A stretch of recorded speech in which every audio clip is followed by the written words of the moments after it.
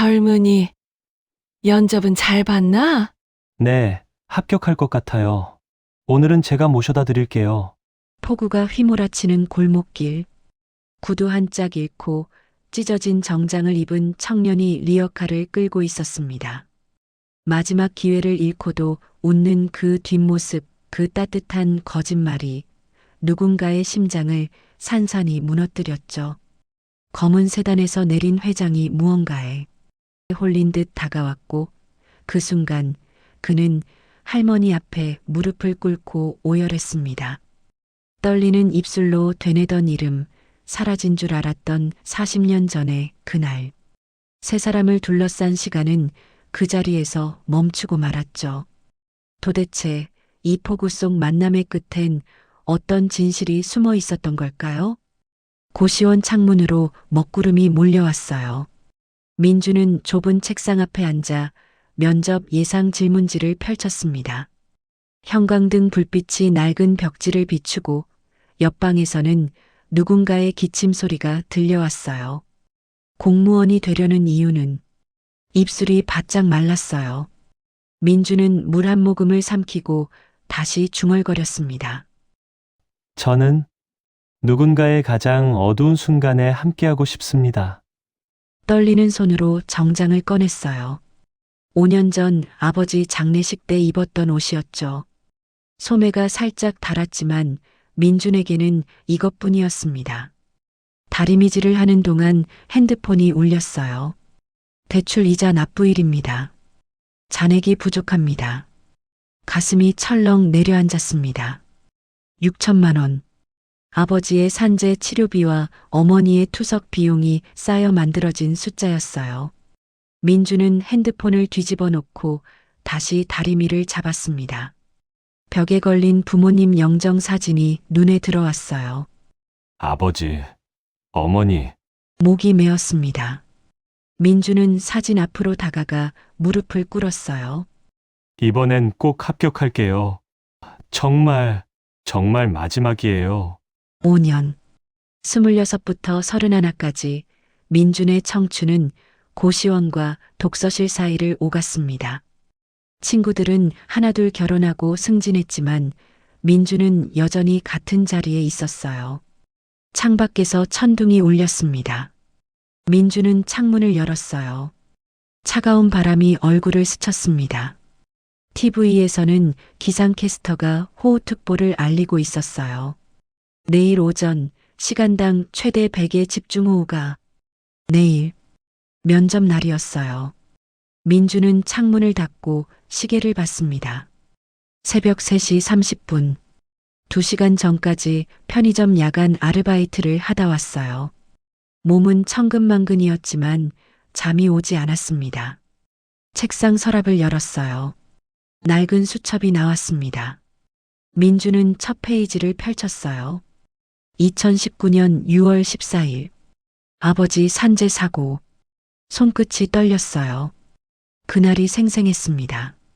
건설 현장에서 떨어진 아버지를 찾아갔던 응급실. 피투성이가 된 작업복. 어머니의 비명. 왜 우리 가족만 이렇게. 민주는 주먹을 쥐었습니다. 손톱이 손바닥에 파고들었어요. 아버지는 3개월 만에 돌아가셨어요. 산재 처리는 지지부진했고 병원비는 눈덩이처럼 불어났습니다. 어머니는 충격으로 심장이 망가져 투석을 받아야 했죠. 그리고 1년 후 어머니도 세상을 떠났습니다. 공무원이 됐더라면 민주는 책상에 이마를 기댔어요. 뜨거운 눈물이 수첩 위로 떨어졌습니다. 제대로 된 산재 처리를 도와드릴 수 있었을 텐데. 시계가 4시를 가리켰어요. 민주는 눈물을 닦고 일어났습니다. 거울 앞에 섰어요. 눈 밑에 다크서클이 짙게 깔렸고 얼굴은 창백했습니다. 괜찮아. 할 수 있어. 스스로에게 말했지만 목소리는 떨렸어요. 정장을 입고 넥타이를 맸습니다. 거울 속에 자신이 낯설었어요. 5년 만에 제대로 차려입은 모습이었죠. 창밖으로 빗방울이 떨어지기 시작했습니다. 민주는 가방을 챙기며 면접 준비물을 확인했어요.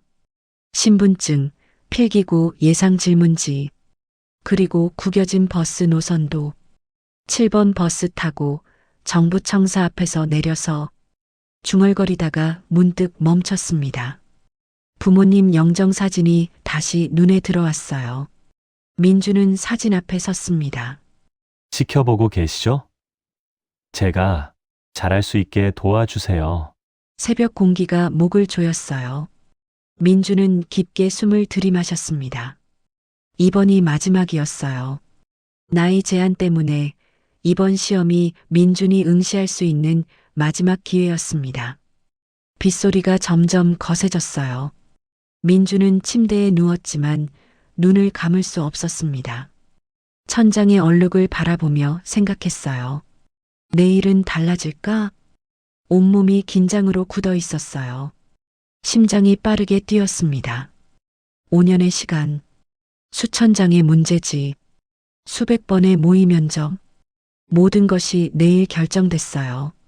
창밖에서 천둥이 다시 울렸습니다. 민주는 눈을 감았어요.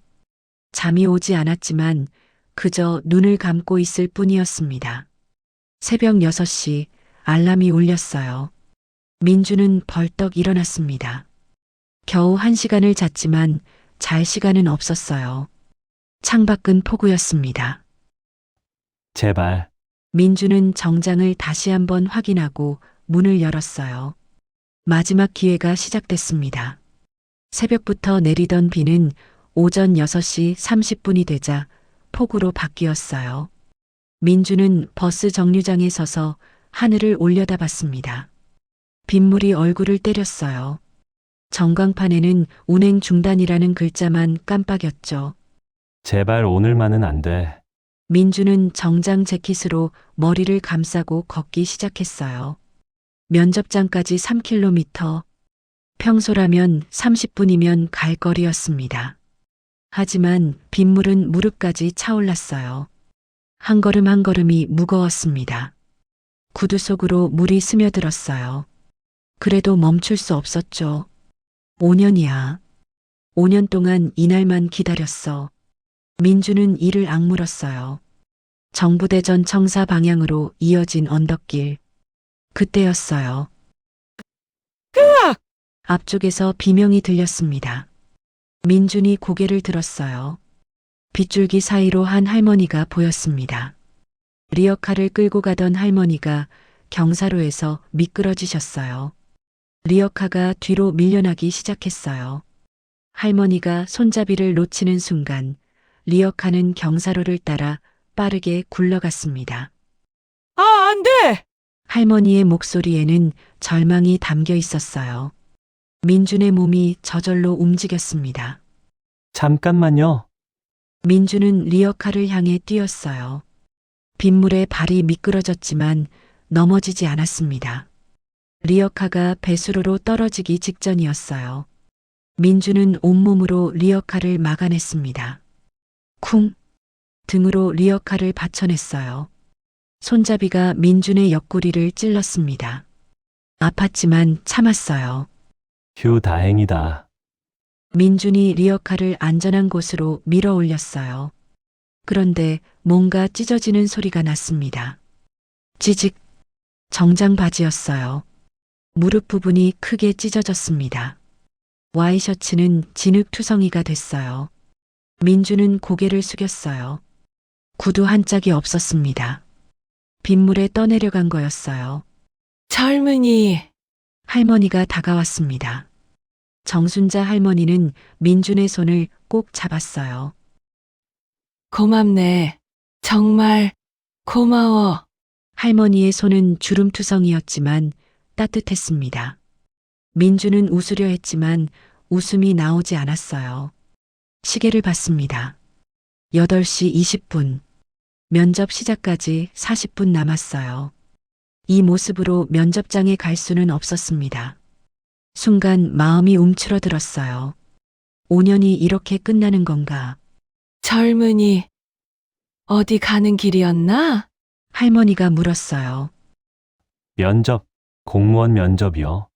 민준의 목소리가 떨렸습니다. 할머니의 얼굴이 하얗게 변했어요. 그럼 어서 가야지. 내 때문에. 괜찮아요. 민준이 말을 끊었습니다. 할머니가 다치시는 게 더 큰 문제예요. 민준은 주변을 둘러봤어요. 멀지 않은 곳에 편의점이 보였습니다. 저기로 가시죠. 비 좀 피하세요. 민준이 리어카를 밀었어요. 한쪽 구두가 없어서 절뚝였지만 신경 쓰지 않았습니다. 편의점 처마 밑에 도착했어요. 점원 아저씨가 놀란 표정으로 나왔습니다. 어머, 이게 무슨 일이에요? 할머니 좀 부탁드려요. 저는 급한 데가 있어서. 민준이 말했어요. 점원 아저씨가 고개를 끄덕였습니다. 민준은 다시 면접장을 향해 달렸어요. 젊은이. 뒤에서 할머니가 불렀습니다. 민준이 돌아봤어요.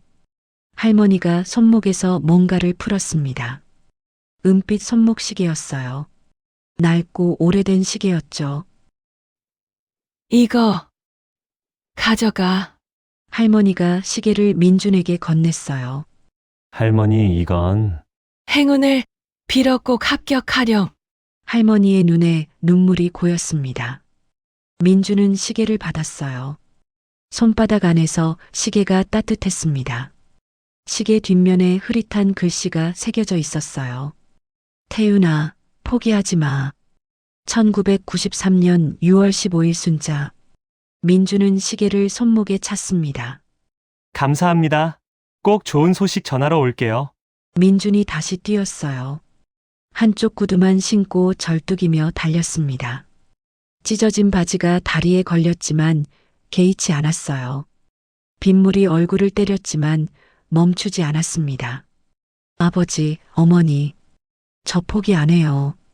민준은 이를 악물고 언덕을 올랐어요.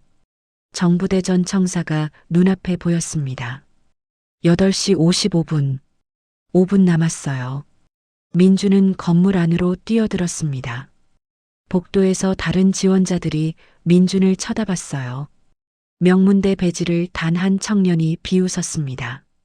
저게 뭐야? 거지야? 민준은 신경 쓰지 않았어요. 화장실로 달려가 거울을 봤습니다. 엉망이었어요. 진흙투성이 셔츠, 찢어진 바지, 한쪽 구두. 민준은 손으로 진흙을 닦아냈어요. 찢어진 바지는 재킷으로 가렸습니다. 맨발은 어쩔 수 없었어요. 이것만으로라도 해야지. 민준은 심호흡을 했습니다. 손목의 시계가 조용히 째깍거렸어요. 제 안에서 뭔가가 또렷하게 솟아올랐습니다. 나는 할 수 있어. 민준은 면접실 문을 열었어요. 면접 대기실은 냉방이 너무 강했습니다. 민준은 찢어진 바지를 가리려고 재킷을 무릎 위에 덮었어요. 옆자리 청년이 힐끗힐끗 쳐다보는 게 느껴졌습니다. 형, 무슨 일 있으셨어요? 박준혁이었습니다. 명찰에 서울대 행정학과라고 적혀 있었어요. 깔끔한 네이비 수트에 반짝이는 구두, 완벽하게 빗어 넘긴 머리카락까지. 민준은 순간 자신의 모습이 초라하게 느껴졌어요. 아, 길에서 좀. 아이고, 그래도 면접은 와야죠. 근데 혹시 119는 부르셨어요? 요즘 그런 상황엔 전문가한테 맡기는 게 원칙 아니에요? 준혁의 말투는 친절했지만 어딘가 비웃는 듯 했습니다. 민준은 대답하지 않았어요. 최민준 지원자, 입장하세요. 드디어 자기 차례였습니다. 문을 열고 들어서는 순간 5명의 면접관이 일제히 민준을 쳐다봤어요. 공기가 얼어붙는 것 같았습니다. 가운데 앉은 정인수 사무관의 눈썹이 찌푸려졌어요. 지원자, 이게 무슨 차림입니까? 목소리가 차가웠습니다. 민준의 손이 떨렸어요. 죄송합니다. 오는 길에. 앉으세요. 민준은 의자에 앉았습니다. 등에서 땀이 흘러내렸어요. 정인수 사무관이 서류를 넘기며 말했습니다. 최민준 지원자, 31세, 대전대 행정학과 졸업, 5년간 공무원 시험 준비. 오늘이 5번째 면접이군요. 네, 그렇습니다. 그동안 왜 계속 떨어졌다고 생각하십니까? 순간 목이 막혔어요. 민주는 침을 삼키고 대답했습니다. 제가 부족했기 때문입니다. 하지만 그 시간 동안 많이 배웠습니다. 배웠다고 하시는데 오늘 이 차림은 뭡니까? 면접에 찢어진 옷을 입고 오는 게 배운 겁니까? 정인수 사무관의 목소리가 높아졌어요. 민주는 주먹을 꽉 쥐었습니다. 설명드려도 될까요? 해보세요. 민주는 천천히 이야기했습니다. 폭우 속에서 넘어진 할머니, 언덕을 굴러 떨어지는 리어카, 그걸 막으려다 찢어진 옷. 말을 마치자 정인수 사무관이 코웃음을 쳤어요. 그래서요? 119는 왜 부르지 않았습니까? 공무원은 원칙을 따라야 합니다. 개인적인 판단으로 행동하면 안 됩니다. 하지만이 어디 있습니까? 만약 지원자가 다쳤으면 어쩔 뻔했습니까? 그게 책임 있는 행동입니까? 민준의 가슴이 답답해졌어요. 말이 목구멍까지 올라왔다가 다시 내려갔습니다. 그때 맨 끝에 앉은 면접관이 입을 열었어요. 민간 전문가라고 소개받았던 분이었습니다. 머리가 희끗희끗한 60대 후반 남성, 김태윤 회장이었어요. 질문 하나 드리죠. 그 상황에서 119를 불렀다면 얼마나 걸렸을 것 같습니까? 민준이 고개를 들었습니다. 폭우라 최소 20분은 걸렸을 겁니다. 20분이면 리어카는 이미 떨어졌겠죠. 할머니도 다치셨을 거고요. 김태윤 회장이 고개를 끄덕였어요. 정인수 사무관이 불편한 표정을 지었지만 더 말하지 않았습니다. 다음 질문입니다. 공무원이 되려는 이유가 뭡니까? 정인수 사무관이 다시 차갑게 물었어요. 민주는 잠시 눈을 감았습니다. 아버지의 얼굴이 떠올랐어요. 산재 처리를 받지 못해 홀로 싸우다 돌아가신 아버지. 병원비를 걱정하며 투석을 미루다 세상을 떠난 어머니. 저는 목소리가 떨렸습니다. 하지만 멈출 수 없었어요. 누군가의 가장 어두운 순간에 함께 있고 싶습니다. 제도의 틈 사이로 떨어지는 사람들을 붙잡아 주고 싶어요. 제가 그 경험을 했기 때문에 그게 얼마나 절실한지 알기 때문에 민준의 눈에 눈물이 맺혔습니다. 참으려 했지만 소용없었어요. 부모님이 산재와 병으로 돌아가셨을 때 저는 너무 무력했습니다.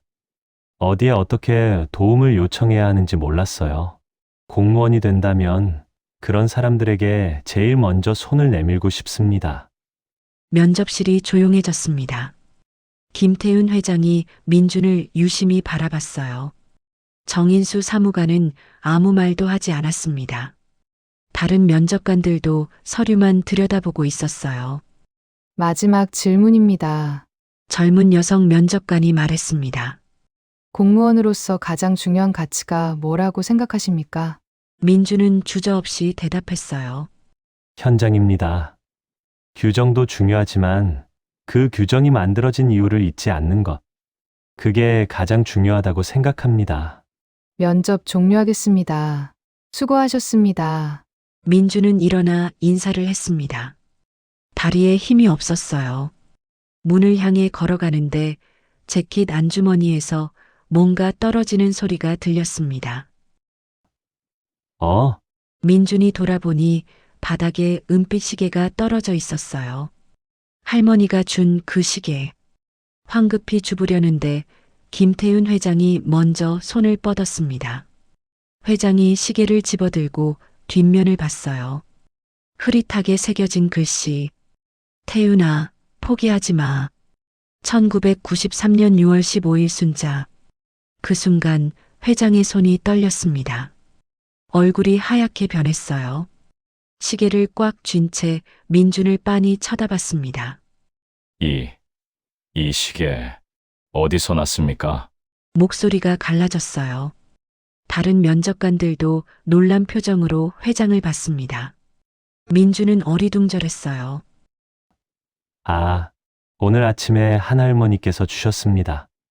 행운을 빌어주시면서 할머니, 어디서? 대전역 근처 언덕길에서요. 리어카를 끌고 계시던 김태윤 회장이 의자를 박차고 일어섰습니다. 시계를 꼭 쥔 채 눈을 감았어요. 입술이 파르르 떨렸습니다. 30년 만에. 회장이 중얼거렸습니다. 면접실에 이상한 긴장감이 흘렀어요. 정인수 사무관이 당황한 목소리로 말했습니다. 회장님, 괜찮으십니까? 김태윤 회장은 대답하지 않았어요. 그저 시계를 가슴에 꼭 안은 채 눈물을 흘렸습니다. 민주는 무슨 일인지 알 수 없었지만 그 모습에서 뭔가 깊은 슬픔이 느껴졌어요. 지원자, 연락처 남기고 가세요. 꼭. 회장이 떨리는 목소리로 말했습니다. 민주는 고개를 끄덕이고 면접실을 나왔어요. 복도는 여전히 차가웠습니다. 하지만 민준의 가슴은 뜨거웠어요. 무언가 큰 일이 시작된 것 같은 예감이 들었습니다. 면접은 끝났지만 진짜 이야기는 이제 시작이었습니다. 태윤은 그 은빛 시계를 손에 쥔 채 한참을 움직이지 못했습니다. 면접실의 냉방 바람이 차갑게 느껴졌지만 손바닥은 뜨거웠습니다. 시계 뒷면에 흐릿한 글씨가 눈에 들어온 순간 69세 노인의 가슴속에서 30년 전 그날 밤이 살아났습니다. 태윤아, 포기하지 마. 1993년 6월 15일 순자. 그 글씨체, 볼펜으로 꾹꾹 눌러 쓴 그 필체를 잊을 수가 없었습니다. 태윤의 손이 떨렸습니다. 심장이 터질 듯 뛰었습니다. 옆에 앉은 다른 면접관이 이상한 표정으로 쳐다봤지만 태윤은 신경 쓸 여력이 없었습니다. 1993년 6월 14일 밤 한강대교. 당시 39이었던 김태윤은 난간에 두 손을 짚고 서 있었습니다. 아래로는 검은 강물이 소리 없이 흘러갔습니다. 건설회사 부도. 하루아침에 모든 것이 무너졌습니다. 20년간 피땀 흘려 키운 회사가 IMF 여파로 쓰러졌고 연대보증을 선 빚은 눈덩이처럼 불어났습니다. 85억 원. 평생 갚아도 갚을 수 없는 금액이었습니다. 아내는 이혼을 요구했고 집도 차도 모두 압류당했습니다. 직원들은 밀린 월급을 달라며 회사 앞에서 농성했습니다. 이제 끝이구나. 태윤은 난간 너머로 한 발을 내디뎠습니다. 바람이 불었습니다. 6월의 밤바람은 생각보다 차가웠습니다. 바로 그때였습니다. 거기 뭐 하는 겁니까? 뒤에서 거친 목소리가 들렸습니다. 태윤이 고개를 돌리기도 전에 누군가 그의 팔을 힘껏 잡아당겼습니다. 균형을 잃은 태윤은 그대로 다리 바닥에 주저앉았습니다. 정신 차리세요. 50대 중반쯤 되어 보이는 여자였습니다. 낡은 점퍼를 입었고 손에는 급식소 봉사 조끼가 들려 있었습니다. 정순자 그분이었습니다. 놔주세요. 제발. 태윤은 눈물을 흘리며 중얼거렸습니다. 목소리가 갈라졌습니다. 지금 당장은 모든 게 끝난 것 같죠. 순자는 태윤의 옆에 털썩 앉았습니다. 무릎을 세우고 강물을 바라보며 말했습니다. 하지만 내일 아침이 오면 해는 또 뜨게 되어 있어요. 당신이 여기 있든 없든 제게 내일은 없습니다. 그렇게 보이는 거예요. 지금은 순자는 주머니에서 김밥 2줄을 꺼냈습니다. 노숙인 급식소에서 자원봉사하다 집에 가는 길이었어요. 하나 드세요. 배고프면 더 슬퍼지거든요. 태윤은 고개를 저었지만 순자는 그의 손에 김밥을 쥐어주었습니다. 먹고 죽든지 아니면 먹고 살든지 하세요. 배는 채우고 결정해도 늦지 않아요. 그렇게 둘은 한강대교 인도에 나란히 앉아 김밥을 먹었습니다. 6월의 밤바람이 불어왔습니다. 태윤은 김밥을 한 입 베어 물었습니다. 짠맛이 입안에 퍼졌습니다. 눈물 때문인지 김밥 때문인지 알 수 없었습니다. 급식소 갑시다. 오늘 잘 곳은 있어요? 태유는 대답하지 못했습니다. 모텔비조차 없었습니다. 지갑에는 1,000원짜리 지폐 2장뿐이었습니다. 순자는 태윤을 데리고 을지로의 작은 노숙인 자활센터로 갔습니다. 낡은 건물 지하에 있는 그곳에는 10개 남짓한 간이 침대와 샤워실이 있었습니다. 여기서 며칠만 쉬세요. 생각을 정리할 시간이 필요할 거예요. 순자가 건넨 따뜻한 국밥을 먹으며 태윤은 처음으로 눈물을 쏟아냈습니다. 부끄러움도 자존심도 다 내려놓고 그냥 울었습니다. 어깨가 들썩였습니다. 다 잃었어요. 정말 아무것도 남지 않았어요. 목숨은 남았잖아요. 순자는 차분하게 말했습니다. 그러면서 태윤의 등을 토닥였습니다. 그것만 있으면 돼요. 다시 시작할 수 있어요. 내가 봤어요. 여기 오는 사람들. 바닥까지 갔다가 다시 일어서는 사람들. 당신도 할 수 있어요. 어떡해요? 85억이에요. 85억. 한 번에 갚으려 하지 마세요. 하루하루 한 걸음씩 가는 거예요. 순자의 목소리는 단호했지만 따뜻했습니다. 그날 밤 태윤은 간이 침대에 누워 천장을 바라봤습니다. 곰팡이 자국이 보였습니다. 하지만 이상하게 마음이 조금 편안해졌습니다. 살아있다는 것, 그것만으로도 의미가 있을까요? 다음 날 아침 태윤이 센터를 나서려 할 때였습니다. 순자가 자신의 손목에서 시계를 풀었습니다. 은빛이 바랜 낡은 손목 시계였습니다. 이거 받을 수 없습니다. 제 남편이 남기고 간 거예요. 순자는 웃으며 말했습니다. 눈가에 주름이 깊게 패였습니다. 돌아가시기 전에 제게 주신 거죠. 시계는 멈춰도 다시 감으면 돌아가요. 자네 인생도 그럴 거예요. 하지만 제게는 이제 필요 없어요. 남편도 떠났고 시간 보는 건 저 벽에 걸린 시계로도 충분해요. 순자는 태윤의 손목에 시계를 채워주었습니다. 시계줄이 헐겁게 느껴졌습니다. 태윤은 한 달 사이에 10kg이 빠져 있었습니다. 1993년 6월 15일. 오늘부터 다시 시작하는 거예요. 이 시계가 그 증거예요. 순자는 주머니에서 볼펜을 꺼냈습니다. 그리고 시계 뒷면에 또박또박 글씨를 새겼습니다. 태윤아, 포기하지 마. 글씨 옆에 날짜를 적고 자신의 이름 순자를 썼습니다. 이 글씨를 볼 때마다 생각하세요. 누군가 당신을 믿고 있다는 걸.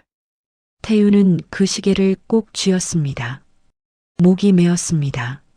감사합니다. 정말 고맙긴요. 당신이 다시 일어서는 모습 보는 게 제 보답이에요. 그게 마지막이었습니다. 태윤은 그날 이후 발품을 팔아 철거 용역 일을 시작했습니다. 새벽 5시에 일어나고 밤 11시에 잠들었습니다. 손에 굳은 살이 박혔습니다. 3년 뒤 작은 인테리어 회사를 차렸고 10년 뒤 중견 건설사로 성장했습니다. 시계는 항상 손목에 차고 있었습니다. 하지만 2005년 어느 날 현장 실사 중에 시계를 잃어버렸습니다. 미친 듯이 찾았지만 결국 찾지 못했습니다. 그게 가장 가슴 아픈 일이었습니다. 센터도 2000년대 초반 재개발로 사라졌고 순자 선생님을 찾을 방법이 없었습니다. 태윤은 30년간 그 은인을 찾기 위해 수소문했지만 흔적조차 찾지 못했습니다. 그리고 30년이 흘렀습니다. 회장님, 비서의 목소리에 태윤은 정신을 차렸습니다. 면접실이었습니다. 손에는 그 시계가 쥐어져 있었습니다. 30년 만에 돌아온 그 시계.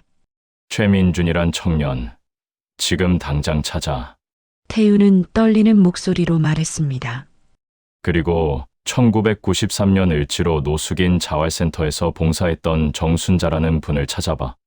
지금 70대 중반쯤 될 거야. 대전에 계실 가능성이 높아.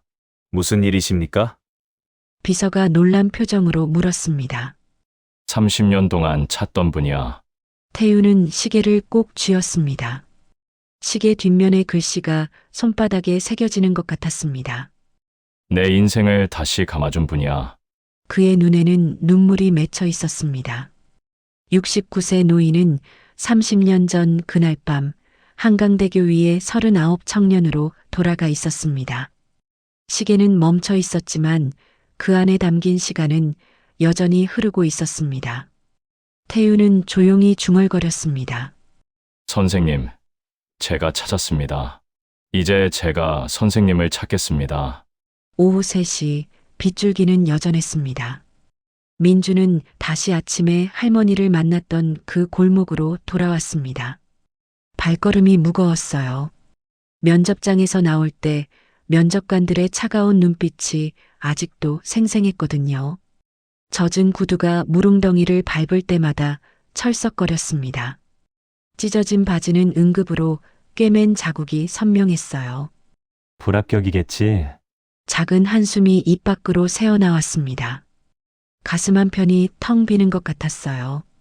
골목 어귀에서 할머니가 보였어요. 여전히 리어카 옆에 앉아 계셨습니다. 빗물에 젖은 채 고개를 푹 숙이고 계신 모습이 왠지 더 작아 보였어요. 낡은 우비자락이 바람에 펄럭였습니다. 물에 젖은 폐지 더미를 보며 한숨을 쉬고 계셨어요. 민준의 발걸음이 빨라졌습니다. 가슴 속에서 뭔가가 뜨거워졌어요. 민준이 다가가자 할머니가 고개를 들었습니다. 아니, 젊은이, 면접 잘 봤어? 할머니의 얼굴에 환한 미소가 번졌어요. 주름진 눈가가 초승달처럼 휘어졌습니다. 민준의 가슴이 뜨거워졌어요. 이분은 자신도 힘든 상황인데 자기를 걱정해 주시는 거예요. 목이 메었습니다. 네, 할머니. 합격할 것 같아요. 거짓말이었습니다. 하지만 할머니를 실망시키고 싶지 않았어요. 그 따뜻한 눈빛을 지켜드리고 싶었습니다. 그래, 잘 됐다. 역시 착한 사람한테는 좋은 일이 생기는 법이야. 할머니가 민준의 손을 꼭 잡았습니다. 손바닥이 거칠었지만 따뜻했어요. 민준의 눈가가 뜨거워졌습니다. 할머니, 제가 리어카 밀어드릴게요. 민준이 리어카 손잡이를 잡았습니다. 그 순간이었어요. 뒤에서 자동차 소리가 들렸습니다. 검은색 고급 세단이었습니다. 번호판에 1이라는 숫자가 선명했어요. 차가 천천히 멈춰섰습니다. 엔진 소리가 잦아들었어요. 차 문이 열리고 정장을 입은 노신사가 내렸어요. 흰 머리에 품이 있는 얼굴이었지만 그 눈빛에는 뭔가 절박한 기운이 담겨 있었습니다. 민준의 가슴이 두근거렸어요. 뭔가 예사롭지 않은 분위기였거든요. 노신사는 우산도 쓰지 않고 빗속으로 걸어왔어요. 한 걸음, 두 걸음. 그의 눈은 할머니를 향해 있었습니다. 빗물이 그의 어깨를 적셨어요. 하지만 그는 아랑곳하지 않았습니다. 할머니 앞에서 그가 멈춰 섰습니다. 숨소리가 들렸어요. 가쁜 숨소리였습니다. 그리고 천천히 무릎을 꿇었어요. 민준의 눈이 커졌습니다. 저렇게 품이 있는 분이 왜? 순자 선생님. 그의 목소리가 떨렸습니다. 마치 30년을 기다렸던 말을 꺼내는 것처럼요. 제가 태윤입니다. 순간 세상이 멈춘 것 같았어요. 바람도 빗소리도 모든 게 사라진 것 같았습니다. 할머니의 눈이 커졌습니다. 입술이 파르르 떨렸어요. 손이 허공에서 멈췄습니다. 태윤이라니, 할머니의 목소리가 실바람처럼 흔들렸어요. 그때 그 청년이? 눈물이 주름진 볼을 타고 흘러내렸습니다. 할머니가 두 손으로 입을 막았어요. 네, 선생님. 1993년 6월 14일 밤 한강 다리에서 저를 살려주신 분 맞으시죠? 노신사의 눈에서 눈물이 흘러내렸습니다. 빗물과 섞여 흘러내렸어요. 그의 어깨가 떨렸습니다. 할머니가 고개를 끄덕였어요. 말이 나오지 않았습니다. 그래, 맞아. 그때 그 청년 살아 있었구나. 할머니의 손이 노신사의 뺨에 닿았어요. 부들부들 떨리는 손이었습니다. 30년을 찾았습니다. 선생님을 찾아 헤맸어요. 노신사가 주머니에서 작은 상자를 꺼냈습니다. 손이 떨렸어요. 상자를 여는 순간 오래된 손목시계가 나타났습니다. 바로 민준이 면접장에 떨어뜨렸던 그 시계였어요. 은빛 케이스에 금이 가 있었지만 여전히 빛났습니다. 민준의 심장이 쿵 떨어졌어요. 이 시계, 선생님께서 주신 시계 덕분에 다시 일어설 수 있었습니다. 회장의 손이 시계를 어루만졌어요. 마치 가장 소중한 보물을 만지듯이요. 민주는 옆에 서서 상황을 이해하려 애썼어요. 머릿속이 복잡했습니다. 할머니가 시계를 받아들었습니다. 뒷면의 글씨를 손가락으로 쓰다듬었어요. 태윤아, 포기하지 마. 할머니의 입술에서 작은 소리가 흘러나왔습니다. 그날 밤, 이 시계를 받고 다짐했습니다. 반드시 성공해서 선생님을 찾겠다고. 노신사가 고개를 숙였습니다. 눈물이 땅에 떨어졌어요. 철거 용역부터 시작했어요. 밥도 제대로 못 먹으면서 돈을 모았습니다. 그의 목소리에 30년의 무게가 실려 있었어요. 작은 건설사를 차렸고 하루하루 악착같이 버텼습니다. 30년을 달렸어요. 민주는 숨도 제대로 쉬지 못했습니다. 이 이야기가 너무나 경이로웠거든요. 회장이 민준을 돌아보았습니다. 눈빛이 따뜻했어요. 그런데 오늘 아침 면접장에서 이 청년이 똑같은 시계를 차고 있더군요. 뒷면의 글씨까지 똑같았어요. 민준의 가슴이 쿵 내려앉았습니다. 그래서 알았습니다. 이 청년이 선생님께로 가는 길이라는 것을요. 할머니가 민준의 손을 잡았어요. 그리고 노신사의 손도 잡았습니다. 얘야, 내가 오늘 아침 나를 도와준 것도 다 이유가 있었구나. 빗속에서 세 사람의 손이 맞닿았습니다. 민준의 눈에서도 눈물이 흘렀어요. 무슨 말을 해야 할지 몰랐습니다. 그저 이 순간이 너무나 신비롭고 따뜻했어요.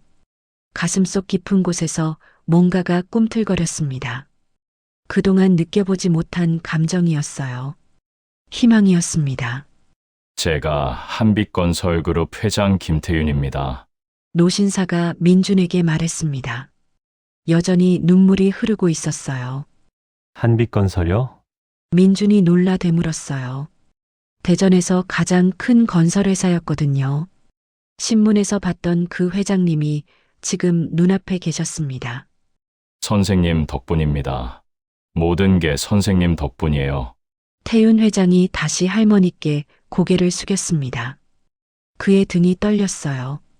할머니가 회장의 팔을 어루만졌어요. 마치 어린아이를 달래듯이요. 일어나렴. 태윤아, 무릎 꿇을 일 없어. 내가 잘 살아줬다는 것만으로도 난 행복해. 할머니의 목소리가 부드러웠습니다. 하지만 눈물은 멈추지 않았어요. 아닙니다. 제가 선생님께 갚아야 할 빚이 산더미예요. 회장이 천천히 일어났습니다. 그리고 할머니를 조심스럽게 안았어요. 두 사람이 빗속에서 포옹했습니다. 30년의 세월이 그 안에 녹아들었어요.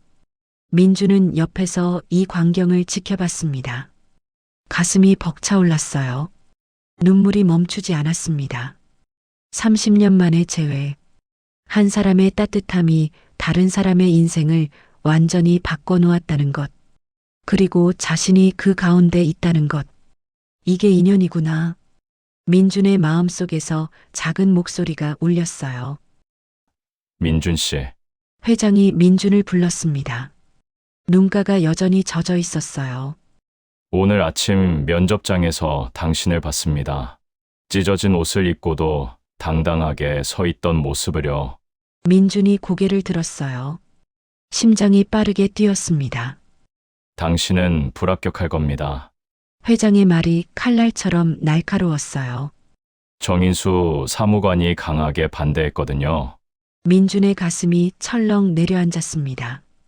역시 그랬어요. 예상했던 결과였지만 실제로 들으니 숨이 막혔습니다. 눈앞이 캄캄해졌어요. 하지만 회장이 미소를 지었습니다. 그 미소에는 희망이 담겨 있었어요. 저는 당신 같은 사람이 필요합니다. 규정보다 사람을 먼저 생각하는 사람. 선생님처럼 따뜻한 마음을 가진 사람이요.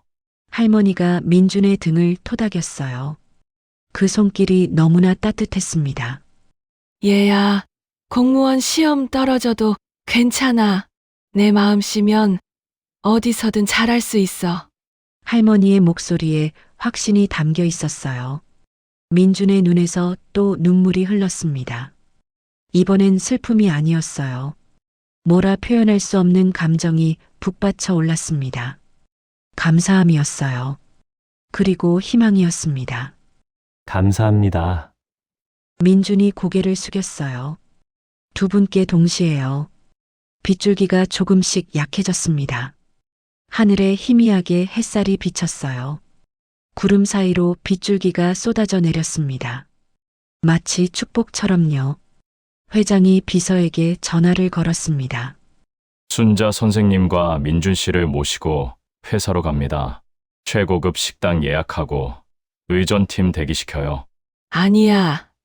태윤아, 할머니가 손을 저었어요. 고개를 가로저었습니다. 난 그런 거 필요 없어. 그냥 따뜻한 국밥 한 그릇이면 돼. 회장이 멈칫했습니다. 그리고 빙그레 웃었어요. 30년 전 그날처럼요. 알겠습니다. 선생님. 30년 전처럼 국밥집으로 가겠습니다. 세 사람은 함께 골목을 걸었습니다. 리역하는 회장의 비서가 조심스럽게 밀었어요. 민주는 걸으면서 생각했습니다. 오늘 아침 나는 면접을 망쳤다고 생각했어. 모든 게 끝났다고 절망했어. 발걸음이 가벼워졌어요. 하지만 할머니를 도운 것 때문에 이런 기적을 만났어. 가슴속에서 뭔가가 따뜻하게 번져나갔어요. 희망의 불씨였습니다. 앞서 걷는 할머니와 회장의 뒷모습이 빛속에서 빛나 보였습니다. 30년의 시간이 한순간에 이어진 거예요. 민주는 손목에 낡은 시계를 내려다봤습니다. 초침이 똑딱똑딱 움직이고 있었어요. 멈춘 것 같던 시계가 다시 돌아가듯이 멈춘 것 같던 인생도 다시 돌아갈 수 있다는 것을요. 그는 처음으로 마음 깊은 곳에서 우러나오는 미소를 지었습니다. 진짜 미소였어요. 불합격. 문자를 받은 순간 민준의 손에서 휴대폰이 미끄러졌어요. 바닥에 떨어진 화면이 깨지지 않았지만 뭔가 다른 게 깨져버린 것 같았습니다. 5년이라는 시간이요. 아니, 어쩌면 그보다 더 오래된 꿈이 산산조각 난 느낌이었죠. 고시원 방 한 구석에 놓인 부모님 영정 사진을 바라봤어요. 죄송해요. 이번에도 실패했어요. 목소리가 갈라졌습니다. 아버지는 산재 사고로, 어머니는 투석 치료의 고통 끝에 세상을 떠나셨어요. 그분들이 남긴 건 6천만 원의 빚과 너만큼은 안정된 삶을 살아야 한다는 유언이었습니다. 민주는 그 말을 붙잡고 5년을 버텼어요. 하지만 이제 모든 게 끝난 것 같았어요. 그로부터 사흘 후 민준의 휴대폰에 낯선 번호로 전화가 걸려왔어요. 최민준 씨 맞으시죠? 한빛건설그룹입니다. 손이 떨렸습니다. 태윤 회장님이었어요. 그분은 차분하면서도 단호한 목소리로 말씀하셨죠. 내일 오후 3시 우리 본사로 와주실 수 있을까요? 꼭 드릴 말씀이 있습니다. 민주는 혹시나 하는 마음에 예라고 대답했어요. 하지만 기대는 하지 않았습니다. 기대하면 다시 무너질까봐 무서웠거든요. 한빛건설그룹 본사는 대전 둔산동 한복판에 있었어요. 유리로 된 20층짜리 건물이 햇빛을 받아 반짝였습니다. 로비에 들어서자 대리석 바닥이 민준의 낡은 운동화를 비췄어요. 내가 여기 있어도 되는 걸까? 가슴이 쿵쾅거렸습니다. 주변 사람들의 말끔한 정장 차림과 자신의 초라한 모습이 대비됐어요. 엘리베이터 안에서 민주는 거울에 비친 자신을 봤습니다. 머리는 부스스하고 셔츠 깃은 해졌고 눈가엔 피로가 가득했어요. 역시 나는 이런 곳 사람이 아니야. 비서가 안내한 회장실은 상상했던 것보다 소박했어요. 책장에는 경영서적 대신 봉사활동 사진들이 빼곡했죠. 태윤 회장은 민준을 보자마자 자리에서 일어나 악수를 청했습니다. 오느라 수고했어요. 민준 씨. 그 따뜻한 말 한마디에 민준의 긴장이 조금 풀렸어요. 면접 결과 들었습니다. 회장의 눈빛이 부드러웠어요. 괜찮아요. 오히려 잘 됐어요. 예? 민준이 고개를 갸웃거렸습니다. 무슨 말인지 이해가 안 됐죠. 태윤 회장은 민준을 창가 쪽으로 안내했어요. 저 아래 대전 시내가 한눈에 내려다 보였습니다. 저기 어딘가에 민준의 고시원 방이 있었어요. 민준 씨, 공무원이 되고 싶었던 이유가 뭐죠? 사람들을 돕고 싶어서요. 민준의 목소리가 작아졌어요. 아버지처럼 일하다 다친 사람들, 어머니처럼 병원비 걱정하는 사람들, 그분들 옆에 서고 싶었어요. 회장은 고개를 끄덕였습니다. 그럼 묻겠습니다. 공무원만이 사람을 도울 수 있나요? 순간 민준의 입이 막혔습니다. 회장은 부드럽게 미소 지으며 말을 이었어요. 우리 회사에 오세요. 공공정책협력팀이라는 새 부서를 만들 겁니다. 민준 씨가 그 팀의 첫 번째 팀장이 되어 주길 바랍니다. 하지만 저는 경력도 없고 대단한 학벌도 포구 속에서 할머니를 구한 사람이 경력이 없다고요. 회장의 눈빛이 반짝였어요. 정부, 지자체와 협력해서 진짜 도움이 필요한 사람들을 찾아갈 겁니다. 산재 가족 지원, 노후 주택 개선, 청년 자립 지원. 민준 씨가 꿈꿨던 그 일들이에요. 민준의 가슴이 두근거렸습니다. 하지만 동시에 무언가가 가슴을 짓눌렀어요. 회장님, 감사합니다. 정말 감사해요. 민준의 목소리가 떨렸어요. 하지만 이건 제가 받을 자격이 없는 것 같아요. 그냥 은혜를 갚으려는 거잖아요. 실력이 아니라요. 그게 나쁜 건가요? 회장이 되물었습니다. 목소리에 힘이 실렸어요. 저는 30년 전 순자 선생님께 받은 은혜로 여기까지 왔어요. 한강 다리 난간에서 끌어내려 주신 그분이 계셨기에 지금의 제가 있습니다. 회장의 눈빛이 먼 곳을 바라봤어요. 이제 그 은혜를 다른 사람들에게 돌려줄 차례입니다. 민준 씨, 당신이 그 시작이에요. 당신도 누군가의 순자 선생님이 되어주세요. 민준의 눈시울이 붉어졌어요. 제 안에서 뭔가가 툭 하고 끊어지는 느낌이었습니다. 그동안 꽉 쥐고 있던 집착 같은 것이요. 그날 저녁 민준은 순자 할머니를 찾아갔습니다. 할머니는 새로 입주한 실버타운 작은 방에서 TV를 보고 계셨어요. 민준을 보자 환하게 웃으셨죠. 오냐, 우리 민준이 밥은 먹었니? 할머니, 민준이 바닥에 털썩 주저앉았어요. 오늘 하루가 너무 버거웠습니다. 저 어떻게 해야 해요? 공무원이 되는 게 꿈이었는데, 그런데 회장님이 회사 오라고 하시는데, 저 정말 모르겠어요. 할머니는 민준의 머리를 쓰다듬어 주셨습니다. 그 손길이 따뜻했어요.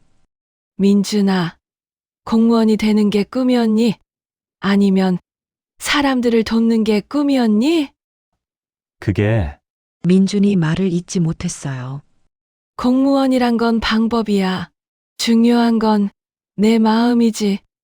할머니의 목소리는 잔잔했지만 단단했어요. 태윤이, 회장이 너한테 준 건 기회야. 그 기회로 더 많은 사람을 도울 수 있다면 그게 진짜 공무원 아니겠니? 직함이 중요한 게 아니라 마음이 중요한 거야. 민준의 눈에서 눈물이 뚝뚝 떨어졌습니다. 할머니가 민준의 손목에 찬 낡은 시계를 가리켰어요. 이 시계가 태윤이한테 3시간을 줬듯이 이제 내가 다른 사람들한테 3시간을 줄 차례란다. 멈췄던 시계를 다시 돌려주는 거야. 민준은 시계를 바라봤어요. 할머니가 회장님께, 회장님이 자신에게 건넨 이 낡은 시계. 순간 모든 게 분명해졌습니다. 다음 날 민준은 회장실로 다시 갔어요. 태윤 회장은 민준의 표정만 봐도 알 수 있었습니다. 어제와는 다른 단단한 눈빛이었거든요. 결정했나요? 예, 민준이 깊게 고개 숙였어요. 제가 하겠습니다. 다른 방식으로 제 꿈을 이루겠습니다. 회장님이 만들어주신 길을 걸으면서 더 많은 사람들에게 길을 내어주고 싶어요. 회장의 얼굴에 환한 미소가 번졌어요. 바로 그때 비서가 급히 들어왔습니다. 회장님, 언론에서 연락이 왔습니다. 박준혁 씨 건으로요. 민준의 귀가 번쩍 뜨였어요. 박준혁? 면접장에서 자신을 비웃던 그 사람이었죠. 무슨 일인데요? 임용 예정자였는데 과거 SNS 악플 사건이 불거져서 임용 취소될 위기래요. 언론에서 난리예요. 민준의 가슴이 철렁 내려앉았어요. 그날 면접장에서 느꼈던 모멸감이 떠올랐습니다. 준혁의 비웃음, 차가운 시선, 이게 무슨 차림이냐는 말. 하지만 동시에 다른 장면도 스쳤어요. 폭우 속에서 리어카를 붙잡던 자신의 손, 할머니의 떨리는 목소리, 회장님의 눈물, 그리고 방금 전 결심했던 것들.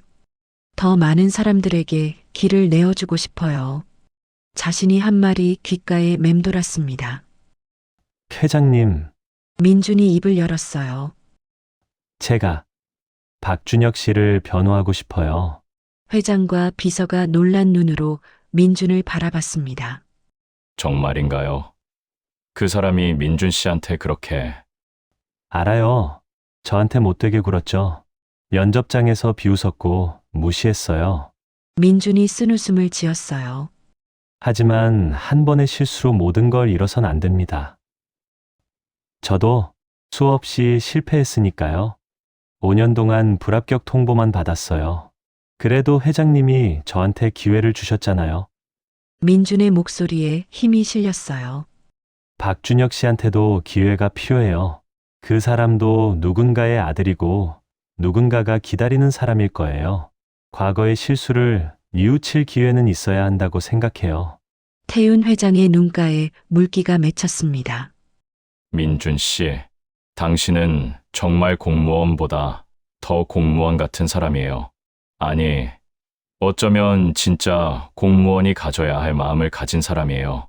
회장이 비서를 바라봤어요. 인사혁신처에 연락해요. 박준혁 씨건에 대해 우리가 탄원서를 낼 겁니다. 한 번의 실수로 미래를 빼앗아선 안 된다고요. 민준은 손목에 낡은 시계를 내려다봤어요. 초침이 째깍째깍 움직이고 있었습니다. 시계는 멈춰도 다시 감으면 돌아간다. 할머니가 회장님께, 회장님이 자신에게, 이제 자신이 준혁에게. 시계는 계속 돌아가고 있었어요. 그리고 민준은 알았습니다. 진짜 공무원은 직함이 아니라 마음에서 시작된다는 거요. 누군가의 멈춘 시계를 다시 돌려주는 것. 그게 진짜 봉사하는 삶이라는 거요. 회장실을 나서는 민준의 발걸음은 가벼웠습니다. 5년 만에 처음으로 진짜 제대로 된 길을 걷는 기분이었어요. 2년이 흘렀습니다. 민준은 창밖을 바라봤어요. 한빛건설 17층 사무실 유리창 너머로 대전 시내가 한눈에 들어왔죠. 봄볕이 따사로웠습니다. 유성구 저 멀리 자신이 살던 고시원이 아득하게 보였어요. 팀장님, 이번 달 지원 실적 보고서입니다. 후배 직원이 서류를 건넸어요. 민주는 천천히 페이지를 넘겼습니다. 노후 주택 수리 312채, 산재, 가족 지원 1247명. 빨간 볼펜으로 동그라미 친 숫자들이 눈에 들어왔죠. 가슴이 뜨거워졌어요. 그 숫자 하나하나가 누군가의 삶이었습니다. 아버지를 잃은 가족, 무너진 집에서 떠는 할머니, 병원비에 짓눌린 가장. 2년 전 자신의 모습이었죠. 민주는 손목시계를 내려다봤습니다. 할머니가 주신 그 낡은 은빛 시계. 유리창엔 작은 금이 가 있고 가죽줄은 낡아서 여러 번 꿰맸어요. 하지만 여전히 똑딱똑딱 시간을 새기고 있었습니다. 포기하지 마. 시계 뒷면에 흐릿한 글씨가 떠올랐습니다. 민주는 시계를 쓰다듬으며 작게 미소 지었어요. 민준아, 잠깐 들어올래? 태윤 회장이 문을 열고 고개를 내밀었어요. 민주는 서류를 챙겨 회장실로 향했습니다. 복도를 걸으면서 가슴이 두근거렸죠. 앉아. 회장은 언제나처럼 부드러운 미소를 지었습니다. 그의 책상 위에도 똑같은 은빛 시계가 놓여 있었어요. 할머니가 30년 전에 건넨 바로 그 시계. 두 개의 시계가 나란히 똑딱거리는 소리가 방 안에 울렸습니다. 이번 프로젝트 정말 잘했어. 시청에서 감사패까지 보내왔더라고. 회장이 액자를 들어 보였어요. 대전시 우수사회공헌 기업이라는 글자가 반짝였죠. 제가 한 게 뭐 있습니까? 다 직원들이. 겸손은 좋은데 너무하면 거짓말이야. 회장이 빙그레 웃었습니다. 하지만 이내 찻잔을 내려놓더니 진지한 표정으로 물었어요. 근데 민준아, 후회는 안 하니? 공무원 말이야. 순간 마음 한구석이 저릿했습니다. 2년 전 그 폭우 쏟아지던 날이 떠올랐어요. 찢어진 정장, 진흙투성이 와이셔츠, 떠내려간 구두, 면접관들의 차가운 눈빛, 그리고 며칠 후 휴대폰으로 받은 불합격 통보. 최민주님 불합격입니다. 그날 밤 고시원 침대에 누워 천장만 바라보던 기억. 5년이 한순간에 무너지는 느낌이었죠. 민주는 천천히 고개를 저었어요. 아니요, 전혀요. 정말. 회장의 눈빛이 깊어졌습니다. 민주는 숨을 길게 들이쉬었어요. 네, 처음엔 솔직히 흔들렸죠. 5년을 준비했는데 한순간에 무너진 것 같아서요. 목소리가 조금 떨렸습니다. 하지만 민주는 계속 말을 이었어요. 편의점 야간 알바 끝나고 새벽에 돌아와서 부모님 영정 앞에 앉아서 울었어요. 죄송합니다. 또 떨어졌습니다라고요. 회장이 조용히 듣고 있었습니다. 그의 손이 책상을 꽉 쥐었어요. 근데 지금은 알아요. 공무원증이 중요한 게 아니라 제가 누군가를 돕고 있다는 게 중요하다는 거요. 민준의 눈빛이 또렷해졌습니다. 회장은 아무 말 없이 고개를 끄덕였어요. 그의 눈가가 조금 붉어졌습니다. 손등으로 슬쩍 눈물을 닦아냈죠. 그날 저녁 민주는 실버타운을 찾았습니다. 할머니, 어머, 우리 민준이 순자 할머니가 환하게 웃으며 반겼어요. 햇살 가득한 거실, 깨끗한 침대, 따뜻한 난방. 벽에는 민준과 찍은 사진들이 액자에 담겨 있었죠. 2년 전 그 좁은 쪽방과는 천지 차이였습니다. 요즘은 어떠세요? 좋지. 너무 좋아서 미안할 정도야. 할머니는 찻잔을 건네며 말했어요. 그녀의 손은 예전보다 훨씬 부드러워 보였습니다. 더 이상 리어카를 끌 필요가 없었으니까요. 손가락 마디에 굳은 살도 많이 사라졌죠. 민주는 차를 한 모금 마시고 조심스럽게 입을 열었어요. 할머니, 응, 제가 다시 공무원 시험 봤거든요. 할머니의 눈이 동그래졌습니다. 찻잔을 내려놓는 손이 살짝 떨렸어요. 그래? 그럼 합격했니? 민주는 씁쓸하게 웃었습니다. 네, 이번엔 붙었어요. 어머, 할머니가 손뼉을 쳤어요. 하지만 곧 민준의 표정을 보더니 고개를 갸웃했죠. 기쁜 표정이 아니었거든요. 그런데 왜 그런 얼굴을 하고 있어? 민주는 찻잔을 천천히 내려놓았습니다. 도자기가 받침에 닿는 소리가 작게 울렸어요. 안 갈 거예요. 뭐, 할머니가 눈을 깜빡였습니다. 회사에 남기로 했어요. 여기서 더 많은 일을 할 수 있을 것 같아서요. 제 안에서 뭔가가 툭 하고 끊어졌습니다. 5년간 붙들고 있던 무언가가 사르르 풀려나갔어요. 가슴 한구석이 텅 비는 것 같았지만 동시에 후련했습니다. 할머니는 한참을 민준을 바라봤어요. 주름진 눈가가 미세하게 떨렸죠. 그러다 조용히 입을 열었습니다. 잘 생각했구나. 네, 공무원이 되는 게 꿈이었지. 하지만 꿈은 변할 수 있는 거야. 사람도, 시간도 다 변하잖니?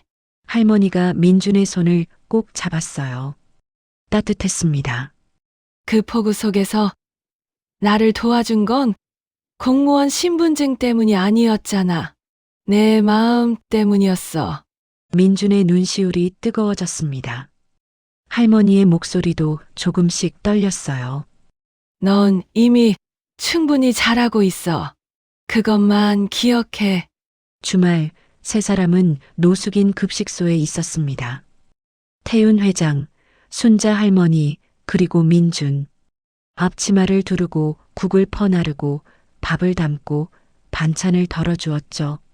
힘내세요. 내일은 더 나은 날이 올 거예요.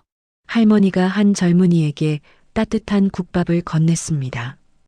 그 청년은 고개를 푹 숙인 채 떨리는 손으로 숟가락을 들었어요. 민주는 그 모습을 지켜봤습니다. 30년 전 태윤 회장도 저랬겠죠. 5년 전 자신도 저랬을 거예요. 그리고 2년 전 그 폭우 속 할머니도 저렇게 누군가의 손을 잡아주셨겠죠. 민준아, 회장이 작은 상자를 건넸습니다. 이거 상자를 열자 새 것처럼 반짝이는 명품 시계가 들어 있었어요. 민주는 깜짝 놀라 손을 내저었습니다. 회장님, 이건 너무... 받아. 2년 동안 고생했잖아. 아니요. 전 이게 좋아요. 민주는 자신의 손목에 찬 낡은 시계를 가리켰습니다. 할머니의 시계. 금간 유리창, 달아빠진 가죽줄, 흐릿한 글씨.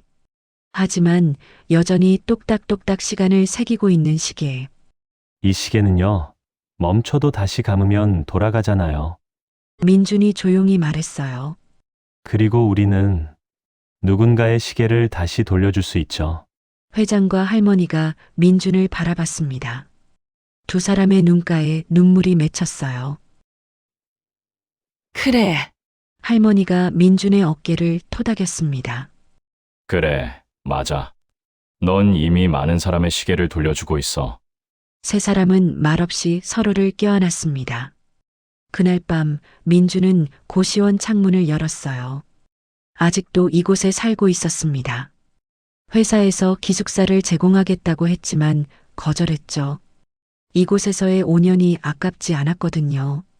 오히려 이 좁은 방이 자신을 지켜준 것 같았어요. 휴대폰이 울렸습니다. 한빛건설 최민준 팀장님, 이번 산재 가족 지원 사업 우수기관 선정을 축하드립니다. 민주는 미소 지었어요. 그리고 손목시계를 바라봤습니다. 똑딱똑딱. 시계는 오늘도 쉬지 않고 시간을 새기고 있었어요. 엄마, 아빠, 민주는 부모님 영정 사진을 바라보며 작게 속삭였습니다. 저 이제 괜찮아요. 아니, 행복해요. 창밖으로 봄바람이 불어왔어요. 커튼이 하늘하늘 춤을 췄죠. 민주는 책상 서랍을 열었습니다. 그 안에서 낡은 수험서를 꺼냈어요. 5년간 밑줄 긋고 포스트잇 붙이고 땀과 눈물로 적셨던 책. 표지는 너덜너덜했지만 여전히 든든했습니다. 그는 책을 가슴에 꼭 안았어요. 마지막 인사를 하듯이 고마웠어. 덕분에 여기까지 왔어. 그리고 천천히 책장 한쪽에 꽂았습니다. 이제는 새로운 페이지를 열 시간이었어요. 민주는 다시 창밖을 바라봤습니다. 저 멀리 한빛건설 빌딩의 불빛이 반짝였죠. 내일 아침이면 또 그곳으로 출근할 겁니다. 누군가를 돕기 위해서요. 손목시계가 똑딱거렸습니다. 멈춰도 다시 감으면 돌아가는 시계. 그리고 누군가의 시계를 다시 돌려줄 수 있는 사람들. 민주는 조용히 미소 지었어요.